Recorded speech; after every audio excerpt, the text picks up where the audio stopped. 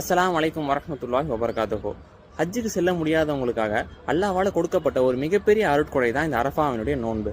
அல்லாஹ்வுடைய தூதர் ஸல்லல்லாஹு அலைஹி வஸல்லம் அவங்க சொன்னாங்க, யார் ஒருத்தர் இந்த அரஃபாவினுடைய தினத்தன்னைக்கு நோன்பு வைக்கிறாங்களோ அவங்களுடைய கடந்து சென்ற வருஷத்தினுடைய பாவத்துக்கும் இனிமேல் வரப்போற அடுத்த ஒரு வருஷத்தினுடைய பாவத்துக்கும் இது வந்து பாவ மன்னிப்பா இருக்கும் அப்படின்னு சொல்லி சொன்னாங்க.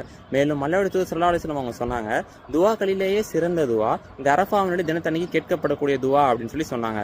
மேலும் அல்லாஹ்வுடைய தூதர் ஸல்லல்லாஹு அலைஹி வஸல்லம் அவங்க சொன்னாங்க, இந்த அரஃபாவினுடைய தினத்தன்னைக்கு அல்லாஹ் வந்து முதல் வானத்துக்கு இறங்கி வர்றான் அப்படின்னும் அதிகமான மக்களை அல்லாஹ் வந்து நரகத்திலிருந்து விடுதலை செய்யறான் இந்த அரஃபாவினுடைய தினத்தன்னைக்கு அப்படின்னு சொல்லி சொன்னாங்க.